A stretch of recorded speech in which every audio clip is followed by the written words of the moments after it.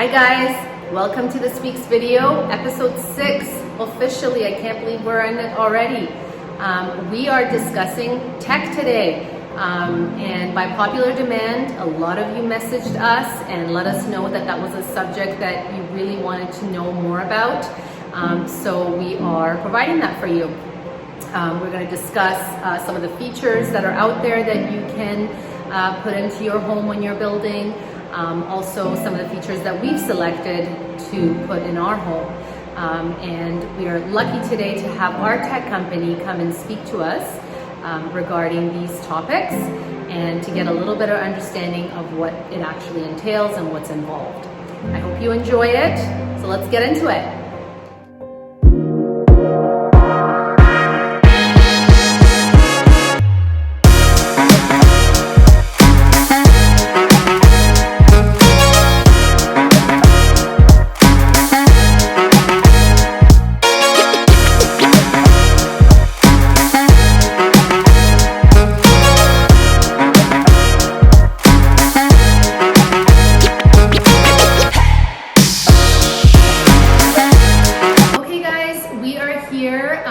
With Connor. We are lucky enough to have him come today and discuss with us some of the topics in regards to tech. I'm going to let him introduce himself and tell us a little bit about himself. So my name is Connor. I'm the owner of Slinger Solutions. We are a smart home provider in the Kitchener-Waterloo area. We install everything from smart home lighting, distributed audio systems, power shades, outdoor entertainment systems. We've been in the KW region for 15 years, and we're happy to be a part of this project.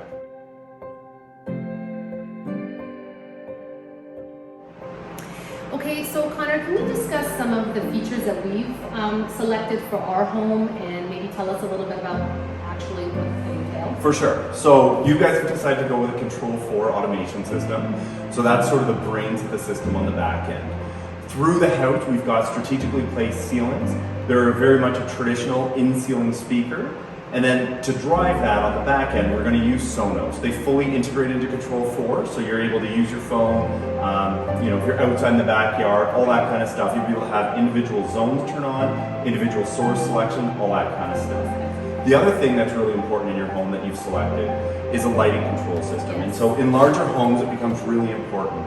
As opposed to going around at the end of the day and turning off lights everywhere, you have the capacity now to either on your phone or on a keypad located upstairs to just go up there and hit that goodnight button, which is a great feature for a house like this.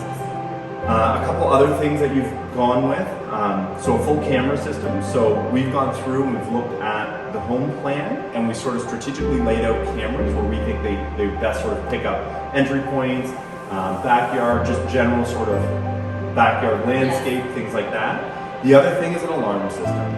So the alarm system is really important. It picks up entry points such as doors.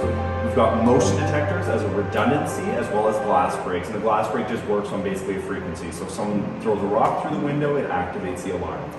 And again, all of this fully integrates into your Control 4 system. So when you open the app or when you use a touch panel anywhere, you will be able to see all of your cameras. You'll also be able to arm and disarm your alarm, and you'll get notifications if an alarm were to happen. And that happens whether you're locally in the house or remotely. Finally, another really big component that you guys have gone with are Lutron shades. They are a roller shade. They're all hardwired, and it gives you the ability to add logic such as sunrise, sunset, so time of day, specific openings and closings. And then what's unique about Lutron is that they have a synchronizer built into them so that when one set of shades go down, they all go down at the same time. So they look methodical and cohesive. Oh, okay, nice. Yeah. And then what about just like the whole Cat 7 and control? You told us about the Control 4. Yeah. What about the Cat 7? A lot of people are asking about that. Yeah, so the whole home is wired with Cat 6A is what we actually use. Sorry, that's okay. Yeah. And then we also have wireless access points through the house. So this helps to boost the wireless signal. So in a typical home of this size, the traditional Rogers Bell modem isn't sufficient enough to provide Wi-Fi everywhere. So what we do is we look at the plans and we look where you're going to live generally. And we strategically place, we have two options, but these ones that you've got are hardwired, which is a significant benefit over the wireless mesh application. And what we do is we stick them in closets, we stick them behind speakers, places like that. So we're not actually looking at these devices, but you get the benefit. The other good thing about having hardwired wireless access points is that they roam. And so what that means to you as the end user, if you go from a location where there's a wireless access point, let's say in the rec room, and you go to the upstairs, you want to be able to have that Wi-Fi transfer your device over there. And so when you have a properly designed and implemented system, it gives you that ability. So to the end user, it doesn't skip a beat. You're connected the whole time, you've got good connectivity. You know, if you sort of match together a system, you lose that sort of roaming feature. Yeah, that was a big deal, I think, for both of us. The Wi-Fi, because that's a huge situation right now we have in our current home, so I know that was really important. Yeah, for sure. And we spoke about the surround sound, right? About speakers and surround sound? We talked about the distributed audio speakers, but not so much the surround sound. You want to touch on that? Yeah, if you don't mind. So in the basement and in the great room here, we've got a surround sound application. Two very different sort of setups. One is using a more traditional sort of like amplifier, which is in the basement, and that's going to go with your 85-inch display. And then we've got we've got a custom-made Sonant soundbar that's going to match the width of the TV itself. And then we've got two pairs, so 4 eaches of in-ceiling speakers, which will be your rear surround speakers.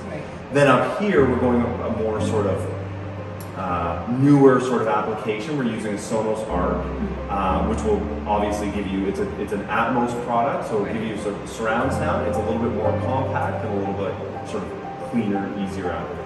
Okay, awesome. And then anything exterior that I forgot what we discussed there? Absolutely. So you guys have gone with an outdoor rated Furrion television, which will be above the fireplace, and then we've got ceiling mounted outdoor rated speakers for there as well.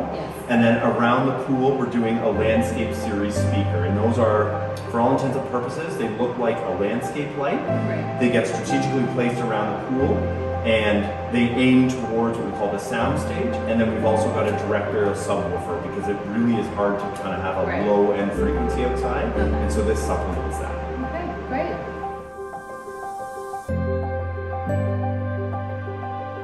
So Connor, one of the things that Ali and I always talk about is, what if we didn't have a budget? What if we could just pick whatever we want, you know, go crazy? Of course we couldn't, realistically, but just give us some things that if we just had no budget with you, you can do. For sure. A lot of people are really interested in centralized lighting. And why centralized lighting is important to people is it takes all of the light switches that you'd see in a traditional home and it puts them in an enclosure in the basement. Within that enclosure, it has all sorts of what I'm going to call relays, which enables the lights to turn on and off. Around the house, then, you strategically place keypads or touch panels. And that then interfaces into the lighting system. And so why that's beneficial is instead of having what we call gangs of lights, we have a single switch on there, we have 4 or 5 buttons, and those buttons communicate back down to that relay panel. Another really great thing are touch panels, and we strategically place those again in the house. So generally speaking, we do them in the kitchen, a front foyer, maybe a master bedroom or an ensuite, locations that you'd use it a lot. And why that's beneficial to you, you can view your cameras on it. If someone rings the front doorbell, it'll ring to that doorbell. If you have a gate or a long laneway and someone's at the gate, it rings to that. You can then open or close the gate, you can tether it open, you can do things like that. The other thing is that because it interfaces into Sonos, you can pick your music from there, you can adjust the volume, and then sort of other benefits. As an example, if you had a good night button programmed on there, you could execute that, and that good night button could do something such as pull the garage doors, and if one of the garage doors is open, it can close the garage door. It can arm the alarm system, turn off all the lights, make sure all the AV on the main floor is shut off, something to that effect. What about some of the trends, like some of the things that people really are into right now? Yeah, so we get lots of questions about voice activation. And there's sort of 3 avenues you can go. Amazon and Google, they both have options for that. But a lot of people are hesitant about those 2 applications, only from a security standpoint. So they're always on, they're always listening. A third option that is, I would say, relatively new to the market, but has really become successful, is a company called Josh AI. And this was literally created out of the requirement for more secure applications. and they have two options. One is a recessed enclosure that goes into the wall, or the other is more of a tabletop application. Both can be hardwired to your network or wireless, and then they also have a security button on it. The other major advantage to that is that you can talk to it in plain language. So whereas the other ones are very specific, Alexa, turn on the kitchen pot lights to 30%. This gives you the ability to say, hey Josh, turn on the lights. And it knows that you're in the kitchen and it turns the lights on. You can also recall scenes, so you can say, hey Josh, turn on the morning scene, and it'll turn on that scene predefined by you. So that's crazy. I've seen even people say, turn on my faucet or turn on my whatever, all the appliances in their home. So that's I don't know. Kids being involved, I could see my kids having a little too much fun with the voice activation. So. Okay, guys. So I think that it concludes everything. Connor, thank you so much for joining us today. I know it's tough with everyone's schedule to get together. Really appreciate you coming and giving us a little bit more understanding on all these topics.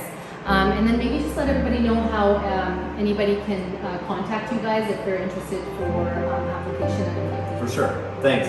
So you can visit us on the website at slingersolutions.com. On there we have a web portal that you can fill out all your information. As well, you can email Connor at slingersolutions.com, so CONNOR, or alternatively you can phone the office at 519-729-7793. Awesome. Thank you. Thank you so much. Thanks for joining me for this week's video, guys. I hope you enjoyed it and found it informative. I wanted to thank Connor from Slinger Solutions for joining us today and giving us a little bit more insight on what is involved in regards to tech when you're building a home. I know I feel much more comfortable about this topic. And like always, don't forget to subscribe to my channel and press the like button. Push the notification button as well so that you know when my videos are posted. You don't want to miss out on them. You can also follow me on my Instagram account, Massa Loves Designs, to get some sneak peeks of what's coming up on my videos. All right. Have a good week, guys. See you in the next one.